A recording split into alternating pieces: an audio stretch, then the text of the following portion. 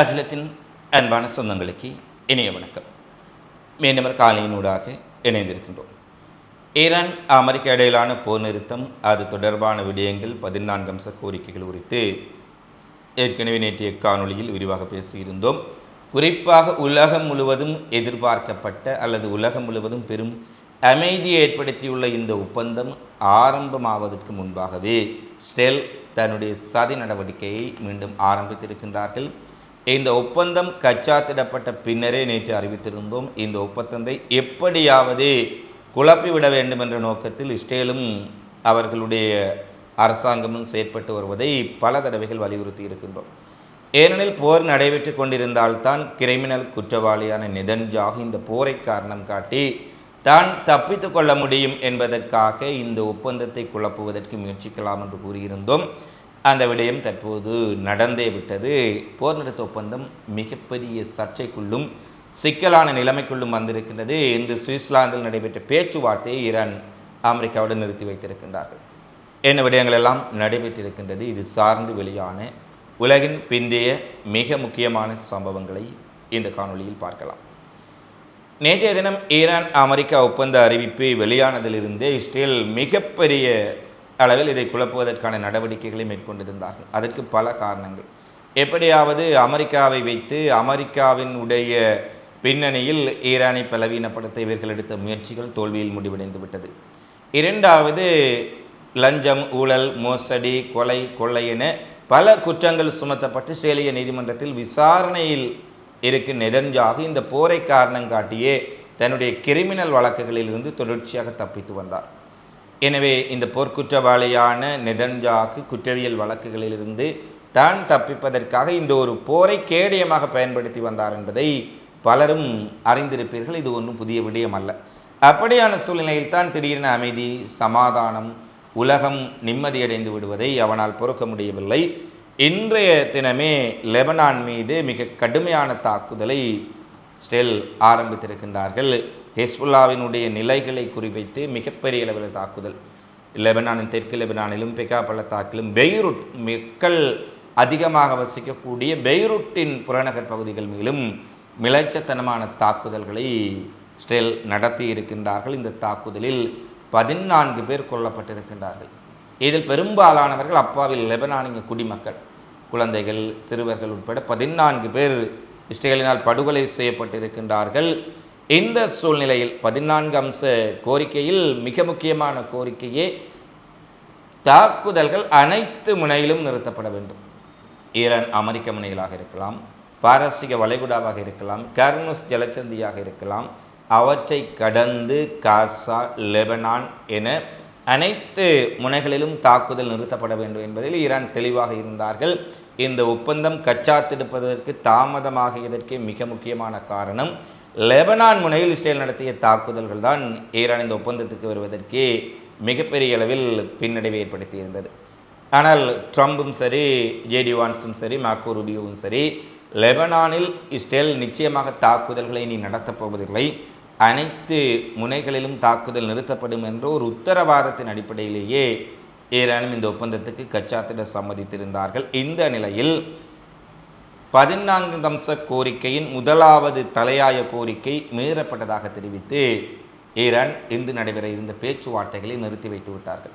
சுவிட்சர்லாந்தில் இன்று ஜேடி வான்ஸ் தலைமையிலான அமெரிக்க தூதுக்குழுவும் ஈரானுடைய வெளியுறவுத்துறை அமைச்சர் அப்பாஸ் அரக்ஷி தலைமையிலான ஒரு ஈரானிய தூதுக்குழுவும் பேச்சுவார்த்தை நடத்தி அடுத்த கட்ட விடயங்கள் குறித்து பேசுவதாக இருந்தது. ஆனால் இஸ்ரேலினுடைய தாக்குதல் இந்த பேச்சுவார்த்தையை நிறுத்தி இருக்கின்றது. ஈரான் தரப்பில் இந்த பேச்சுவார்த்தை நிறுத்தப்பட்டுள்ளமை மீண்டும் எங்கே ஒரு யுத்தத்தை நோக்கி இந்த உலகம் சென்று விடுமா, மீண்டும் மத்திய கிழக்கு மிக மோசமான சிக்கல்களுக்குள் சிக்கிவிடுமா, இஸ்ரேலின் உடைய இந்த சதி நடவடிக்கை காரணமாக உலக மக்கள் மீண்டும் மிகப்பெரிய பொருளாதார நெருக்கடியை சந்திப்பார்களா என்பதெல்லாம் மிகப்பெரிய கேள்வியாக இருக்கின்றது. இந்த நிலையில் இஸ்ரேலை அமெரிக்கா எவ்வளவு கட்டுப்படுத்தி வைக்கப் போகின்றார்கள், அல்லது இஸ்ரேலுக்கு எவ்வளவு அழுத்தம் கொடுக்க போகின்றார்கள், அல்லது இஸ்ரேலை எவ்வளவு தூரம் தாக்குதலை நிறுத்த செய்ய போகின்றார்கள் என்பதில் தான் இந்த ஒப்பந்தம் உயிர் பெறப்போகின்றது என்பதுதான் யதார்த்தம். தற்போதுள்ள சூழ்நிலையில் இஸ்ரேலின் நடவடிக்கைகளால் ஒப்பந்தம் ஊசலாட தொடங்கி இருக்கின்றது.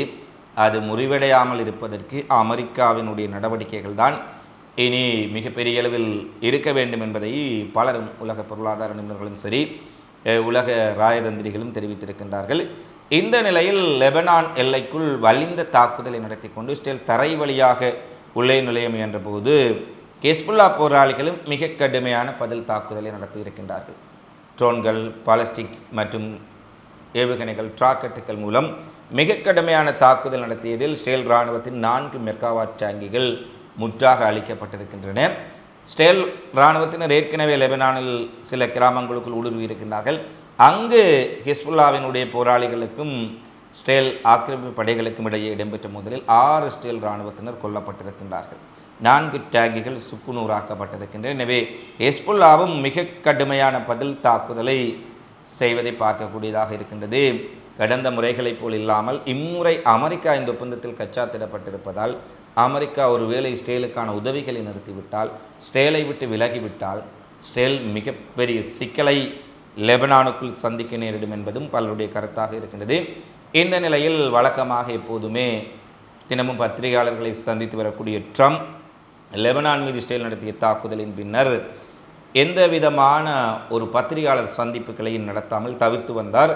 இன்றைய தினம் பத்திரிகையாளர்கள் சந்திப்பதற்காக அவரை அணுக முயன்ற போதும் கூட அவர் அந்த சந்திப்பை நடத்தாமலே தவிர்த்து விட்டார் என்பதும் குறிப்பிடத்தக்கது. ஆனால் அமெரிக்காவினுடைய துணை அதிபர் ஜேடி வான்ஸ் இஸ்ரேல் மீது மிக காட்டமான கருத்துக்களை முதல் தடவையாக கூறியிருக்கின்றார். இது வளர்ந்து வரக்கூடிய இஸ்ரேல் அமெரிக்க விரிசலை தெளிவாக காட்டுகின்றது. இஸ்ரேல் தன்னுடைய பாதுகாப்புக்காக பயன்படுத்தும் ஆயுதங்களில் 3/2 பங்கு ஆயுதங்கள் அமெரிக்காவினுடைய ஆயுதங்கள் மட்டுமல்ல, அமெரிக்கர்களினால் உற்பத்தி செய்யப்பட்ட ஆயுதங்கள். இதில் பெருமளவான ஆயுதங்கள் அமெரிக்க மக்களினுடைய வரிப்பணத்தில் வாங்கப்பட்ட ஆயுதங்கள் என்பதை நாங்கள் நினைவுபடுத்திக் கொள்கின்றோம். இஸ்ரேலுக்கு ஆண்டுதோறும் சுமார் $4 பில்லியன் இராணுவ உதவியை நாங்கள் வழங்கி வரும் சூழ்நிலையில் தற்போது இஸ்ரேலுக்கு இருக்கும் ஒரே வலிமையான கூட்டாளி அமெரிக்காவென்றும், இஸ்ரேலை தற்போது ஆதரிக்கக்கூடிய ஒரே தலைவர் அமெரிக்க அதிபர் டொனால்ட் ட்ரம்ப் என்பதையும் ஜேடி வான்ஸ் தெரிவித்திருக்கின்றார். அவரை ஒத்துக்கொள்கின்றார். இஸ்ரேலை அனைவரும் உலகத்தில் ஒரு வெறுக்கத்தக்க மாறாக இஸ்ரேல் மாறிவிட்டது. காசாவில் நிகழ்த்திய படுகொலைகளால், பாலஸ்தீன மக்கள் மீது நடத்திய படுகொலைகளால் இஸ்ரேல் என்பது ஒரு இனப்படுகொலை செய்யக்கூடிய நாடு. போரை திணிப்பதனூடாக தன்னை நகர்த்தி மத்திய கிழக்கில் தன்னுடைய எல்லைகளை பரப்ப துடிக்கின்ற நாடு என்பதை அனைவரும் புரிந்திருக்கின்றார்கள். ஜேடி வான்ஸ் குறிப்பிடுகின்றார், ஒரு அமெரிக்க அதிபரை குறிப்பிடுகின்றார். இஸ்ரேல் இன்று எவருமே இஸ்ரேலுக்கு ஆதரவாக இல்லை. அனைவராலும் வெறுக்கப்படக்கூடிய ஒரு இந்த சியோனிஸ்டுகளின் தேசத்திற்கு ஒரே ஒரு ஆதரவாளர் எங்களுடைய ஜனாதிபதி டொனால்ட் ட்ரம்ப். அவரையும் பகிரங்கமாக விமர்சிப்பது யதார்த்தமற்றது எனவும் இஸ்ரேல் மிகவும் பொறுப்புடன் நடந்து கொள்ள வேண்டும் என்று ஒரு காட்டமான கருத்துக்களை ஜேடி வான்ஸ் கூறியிருப்பது இஸ்ரேல் அமெரிக்க உறவில் ஏற்பட்ட மிக கடுமையான விரிசலை தெளிவாக காட்டியிருக்கின்றது. அடுத்து ஈரானிய துறைமுகங்கள் மீதான தனது முற்றுகையை அமெரிக்க இராணுவம் விலக்கிக் கொள்வதாக அறிவித்திருக்கின்றார்கள். கர்முஸ் ஜலச்சந்தியை முற்றாக ஈரான் திறந்து வைத்திருக்கும் சூழ்நிலையில் கப்பல் போக்குவரத்து சரளமாக நடைபெற தொடங்கியிருக்கின்றது. இதுவரை ஒரு சில கப்பல்கள், ஈரானின் அனுமதி பெற்ற கப்பல்கள், ஈரானால் ஒத்திசைவான கப்பல்கள் மட்டும் கர்முஸ் நீரணியால் சென்ற சூழ்நிலையில் இன்று மிகப்பெரிய டிராஃபிக், அதாவது நெருக்கடி ஏற்படும் அளவுக்கு கப்பல்கள், அனைத்து நாட்டு கப்பல்கள் எரிபொருளை ஏற்றிக்கொண்டு, கச்சா எண்ணெய் ஏற்றிக்கொண்டு, எரிவாயு ஏற்றிக்கொண்டு வேகமாக சென்று வரக்கூடிய காட்சி பதிவுகளும் வெளியாக இருக்கின்றன. இன்றைய கார்முஸின் நிலைமை சுமூகமாக இருக்கின்றது. அமெரிக்கா முற்றுகையை விலக்கி இருக்கின்றார்கள். ஆனால் இஸ்ரேலினுடைய நடவடிக்கைகள், இஸ்ரேலிய ஆக்கிரமிப்பு படைகளின் நடவடிக்கைகள் தான் சிக்கலாக மாறியிருக்கின்றன. இந்த நிலையில்தான் ஈரானினுடைய supreme leader Mojtaba Khamenei Lebanon மீது இஸ்ரேல் நடத்திய தாக்குதலின் பின்னர் ஒரு விடயத்தை குறிப்பிட்டிருக்கின்றார். எங்களுக்கு அமெரிக்கா மீது நம்பிக்கை இல்லை என்றாலும் நமது இறையாண்மை, நமது ஆதரவு அமைப்புகள் ஹெஸ்புல்லா, ஹமாஸ் மற்றும் இதர ஆயுத குழுக்களை பாதுகாக்கும் வகையில் இந்த ஒப்பந்தம் இருப்பதால் தான் நாங்கள் ஒப்புதல் அளித்தோம். ஆனால் இந்த ஒப்பந்தம் கச்சாத்திடப்பட்டு சில மணி நேரங்களிலேயே இஸ்ரேல் தாக்குதலை தொடங்கி ஒப்பந்தத்தின் முதல் விதியை மீறியுள்ளதால் தற்போதைக்கு இந்த ஒப்பந்தம் நிறுத்தி வைக்கப்படுகின்றது. எனவே அமெரிக்கா விரைந்து செயற்பட்டு இந்த ஆக்கிரமிப்பு தேசத்தை, இஸ்ரேலை கட்டுப்படுத்த வேண்டும். அல்லாவிட்டால் மீண்டும் ஒரு போர் தவிர்க்க முடியாததாகிவிடும் என்பதை முஜ்தபா கமேனியும் தெரிவித்திருக்கின்றார். எனவே நிலைமை சிக்கலாக மாறுவதற்குள் அமெரிக்கா விரைந்து இஸ்ரேலை நிறுத்த வேண்டியதுதான் தற்போது உலகம் முழுவதும் இருக்கும் மக்களின் எதிர்பார்ப்பாக இருக்கின்றது. அடுத்து உக்ரைன் அதிபர் ஜெலன்ஸ்கி ஐரோப்பாவுக்கு இனி உக்ரைன் மிகவும் அவசியம் எனவும் ரஷ்யாவின் அச்சுறுத்தலை தடுக்கும் பாதுகாப்பு வலயமாக நாங்கள் மாறியிருக்கின்றோம். ரஷ்யாவினுடைய தலைநகர் மாஸ்கோவில் எந்த இடத்தையும் தாக்கக்கூடிய வல்லமையை நாங்கள் பெற்றிருக்கின்றோம். நேற்று முன்தினம் நடத்திய ட்ரோன் தாக்குதல்கள் மாஸ்கோவில் மிகப்பெரிய சேதத்தையும் அச்சத்தையும் ஏற்படுத்தி இருக்கின்றன. ஜெலன்ஸ்கி தெரிவித்த கருத்துக்கள் வெளியாக இருக்கின்றன. நிச்சயமாக உக்ரைனுடைய தாக்குதலுக்கு மிக கடுமையான பதிலடியை தாங்கள் கொடுக்கப் போவதாக ரஷ்ய அதிபர் புடினும் தெரிவித்திருக்கின்றார்.